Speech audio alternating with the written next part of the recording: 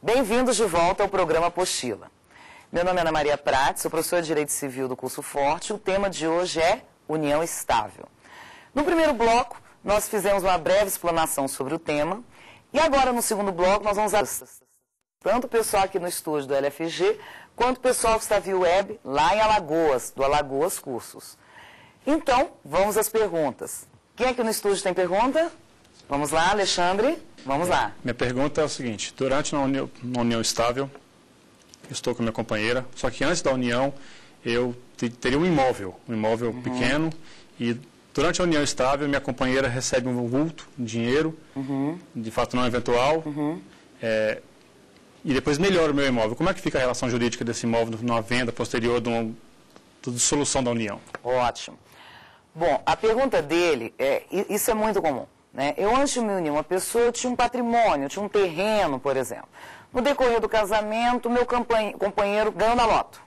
E com o dinheiro da loto, ele construiu uma mansão naquele terreno que eu tinha.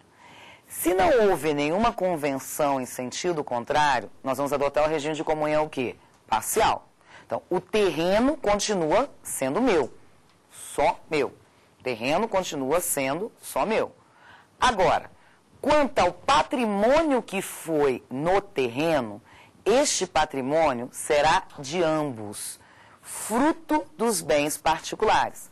Agora, deixando claro, se foi proveniente de fato oneroso ou eventual.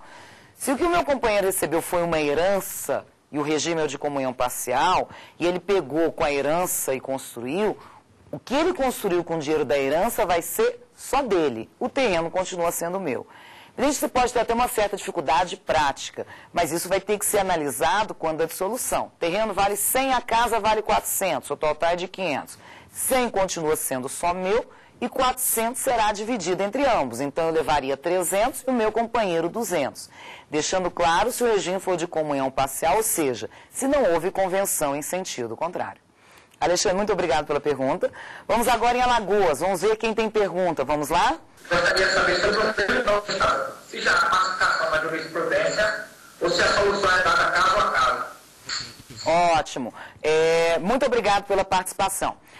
A pergunta dele é se no sentido, quanto ao tempo de união estável, já há uma pacificação da jurisprudência ou tem sido resolvido caso a caso. Bom, na realidade, desde o advento do Código Civil, a jurisprudência majoritária é no sentido de que não se exige lapso temporal para a caracterização da união estável. Agora, caracterizar a união estável, saber se durante aquele período eu posso dizer que foi união estável, aí vai depender do caso em concreto.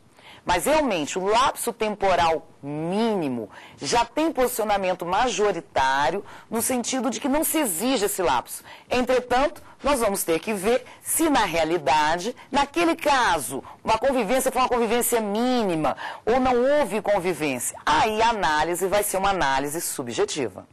Vamos de novo aos estúdios, vamos ver perguntas? Meu nome é Roberta. Ana, como foi dito, a união estável ela se equipara à comunhão parcial. Aí, como a senhora falou, pode-se haver um contrato. Isso. Dentro desse contrato, eu posso adotar a comunhão de separação total. E aí, se houver uma separação ou um falecimento de um dos companheiros, ótimo, a herança? Ótimo. Nada impede que se adote outro regime, qualquer outro que não seja o de comunhão parcial de bens, porque ele já é a regra. Nisso já é pacífico. Nada impede que eu adote um regime de separação total, absoluta de bens. Pelo regime de separação total, absoluta de bens, cada um tem seu patrimônio. O que eu adquiri é meu, o que o companheiro adquiriu é dele. Então, se está no meu nome, é só meu. Se está só no nome dele, é dele. Em sendo o regime de comunhão parcial, o que eu adquiro no meu nome também vai ser dele. Já pelo regime de separação total ou absoluta, para que seja de ambos, tem que constar em nome o quê?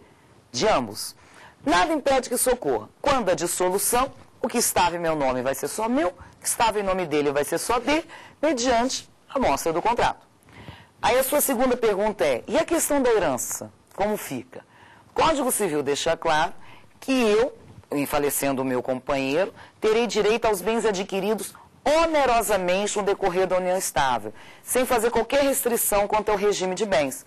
Então, o que foi adquirido onerosamente, eu continuo tendo os direitos hereditários do que foi adquirido onerosamente. Muito obrigado, Roberto. Vamos voltar lá em Alagoas, no Alagoas Cursos. Mais alguma pergunta? Vamos lá. A minha professora é Javiana e eu tenho uma pergunta. Um casal viveu 30 anos de união estável sem filhos. Com a morte do companheiro, que era o dono do patrimônio anterior à união, como fica a situação, né, do companheiro que fica? Tá. Querida, muito obrigada pela pergunta. A pergunta dela deve ser no seguinte sentido, porque como companheiro, pelo que nós estamos dizendo, ele só vai ter direito aos bens adquiridos onerosamente no decorrer da união estável, então eu como companheira não vou ter direito à ameação, eu fui viver com um homem que já tinha um patrimônio antes da união estável, né? Aí, o que aconteceu? Nós não adquirimos patrimônio algum, não tivemos filhos, e eu vou um pouco além.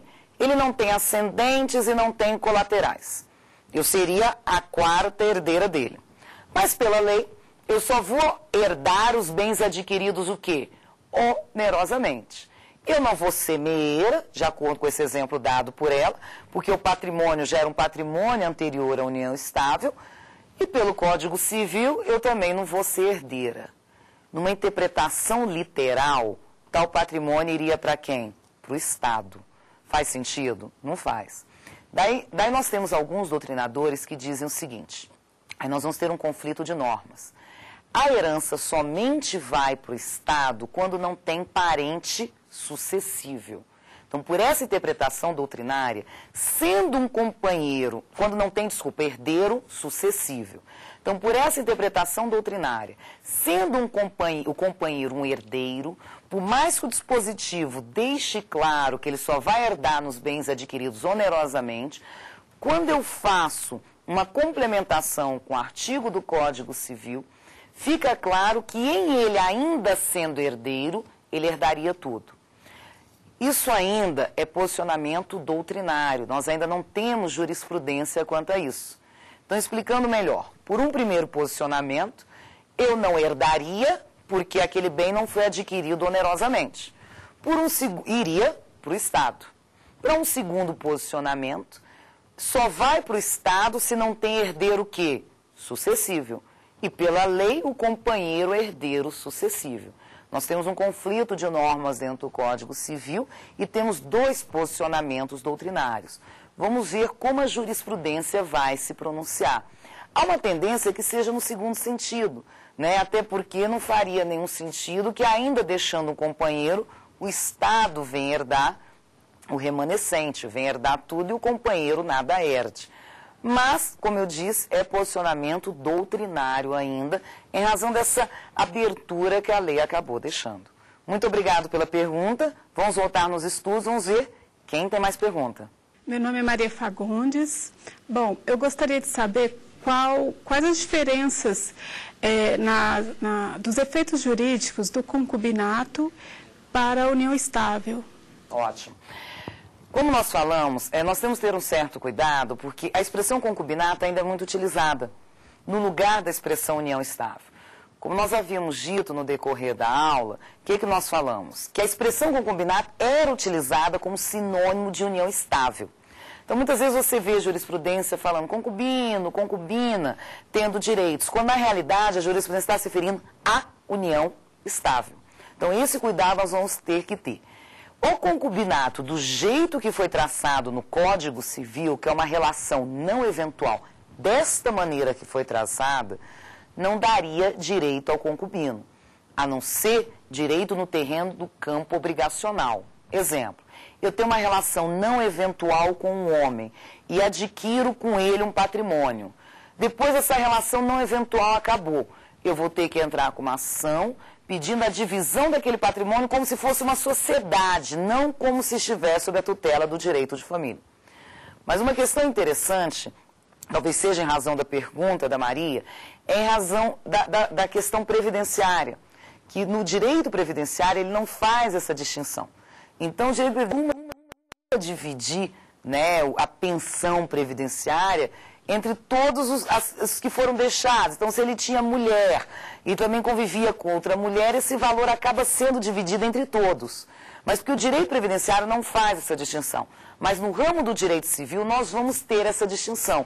Então, atualmente, a expressão concubinato, quando se fala em concubinato, não geraria direito no âmbito do direito de família. Então, não vou poder herdar, não vou ter direito ali. Eu poderia ter o direito a partilhar o patrimônio como se fosse uma pessoa que não tivesse convivido comigo. Como se eu tivesse comprado um patrimônio com você, comprado um patrimônio com um amigo meu. Tá certo? Vamos à última pergunta, lá em Alagoas. O pessoal que está conosco via web. Qual a pergunta? Meu nome é Cláudia Peixoto. Eu gostaria de saber, uma pessoa separada de fato, mas com casamento constituído legalmente pela universalidade de bens, como seria a eventual separação de bens entre o companheiro, o teste e o cônjuge? Tá. Muito obrigada pela pergunta. O que a aluna quis perguntar foi, na realidade eu tenho uma pessoa separada de fato que constituiu uma união estável, vem a falecer. Como fica a herança para o que está casado ainda, que está separado de fato, e para o companheiro? Bom, na realidade, o cônjuge não são todos os regimes que o cônjuge vai herdar quando concorre com os filhos do casal. E o cônjuge só herda caso não esteja separado de fato há mais de 2 anos. Né? Se o cônjuge estiver separado de fato há mais de 2 anos, ele só herda na hipótese de não ser cônjuge culpado. Mas vamos exemplificar o que ela está dizendo. Vamos trabalhar com o seguinte exemplo. Hoje, uma pessoa está casada, separou de fato, por 1 ano. Por mais que ela tenha perguntado regime de comunhão universal de bens, vamos trabalhar com outras hipóteses. Está separada de fato há 1 ano, constituiu união estável com uma outra pessoa. Viveu com essa outra pessoa por 1 ano e veio a falecer. Então, na pergunta dela, ela chegou a utilizar o regime de comunhão universal, mas vamos estender isso um pouco além. Na pergunta dela, como vai ficar a herança? Porque o cônjuge separado de fato há menos de 2 anos, ele também herda. E na união estável, o companheiro também herdaria. Então, nós teríamos uma situação em que o cônjuge, mesmo separado de fato, poderia herdar e que o companheiro também poderia herdar. Bom, já que o Código Civil não vem estabelecendo o lapso temporal mínimo de separação de fato para caracterizar a união estável, deixando claro que eu posso ter união estável com pessoa casada desde que separada de fato, e deixou claro que o cônjuge separado de fato também em algumas situações pode herdar, nós estamos dentro de um dilema legal. Alguns doutrinadores entendem que ambas herdariam dentro do limite do patrimônio que ajudaram a adquirir. Outros entendem que o cônjuge só herda estando separado de fato, desde que o seu cônjuge não tenha constituído o quê? União estável. Que tendo constituído união estável, o companheiro excluiria o direito de herança do cônjuge. A gente consegue perceber que é um tema também que o Código Civil não trouxe a solução, que hoje ainda está dentro do debate doutrinário, com o posicionamento de que ambos herdariam, tanto o cônjuge quanto o companheiro, o ex-cônjuge, né, porque ainda está casado. E o segundo posicionamento, que a convivência com o companheiro excluiria a herança do cônjuge. Vamos ver como é que a jurisprudência se pronuncia quanto a isso, porque ainda é um tema polêmico na doutrina. Agradeço tanto as perguntas do pessoal aqui do estúdio, quanto dos alunos lá de Alagoas, do Alagoas Cursos. Nós vamos fazer um rápido intervalo e voltamos daqui a pouquinho no terceiro bloco com um quiz, que na realidade é um game com algumas perguntas que nós vamos fazer. Um breve intervalo e a apostila volta daqui a pouquinho.